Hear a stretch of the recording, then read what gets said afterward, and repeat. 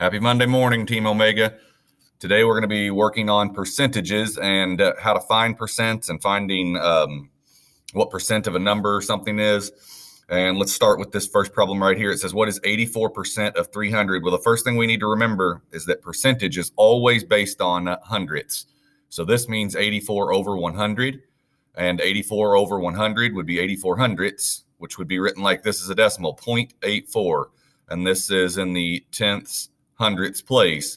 Remember, the number 100 has 2 zeros in it. So therefore, any number that ends in the 100ths place will be 2 places past the decimal point. And then I take 0.84 times 300, and I get an answer of 252. Feel free to use a calculator. That's what I did. And I come over here and type in 252. And I get that one right and move on to the next. 101 is what percent of 300? So this one's a little different.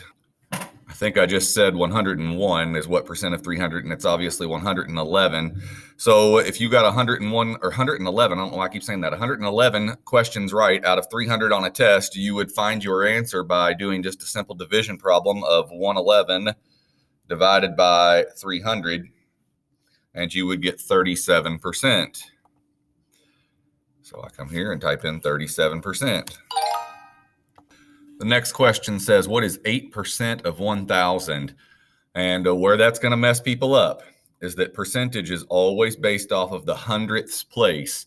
That means that I need to go 2 numbers over, because remember, 100 has 2 zeros, so the hundredths place is 2 spots past the decimal because of these 2 zeros. So I need to go over 2 places after the decimal point. If I put 0.8 and then a 0, that's 80%. I don't want that. I need to put 0.08. Now that 8 is in the hundredths column. So you would need to do 0.08 times 1,000. And 0.08 times 1,000 equals 80. So the answer to 8% of 1,000 is 80. This next question is similar to the last one, where it says, what is 162 is what percent of 200? So you get 162 right out of 200 on a test, and you do 162 divided by 200 on a calculator, and you get 0.81, which means 81%. What is 80% of 25? Well, we have to change 80% to a decimal, so we move the decimal 2 places. There's an imaginary decimal point always in every number, and this time it's there. In this 25, it's after the 5 right there. So I move it 2 places back and make it 0.80 times 25, and I get 20 for my answer. 3 is what percent of 5? So you would do 3 divided by 5, which would be 0.60, which is 60%. 12 is 60% of what number? This one's backwards.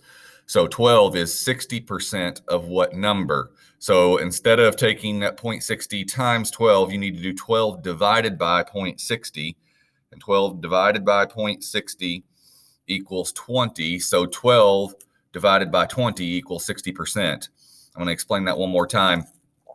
When it says 12 is 60% of what number, I need to take 12 divided by 0.60.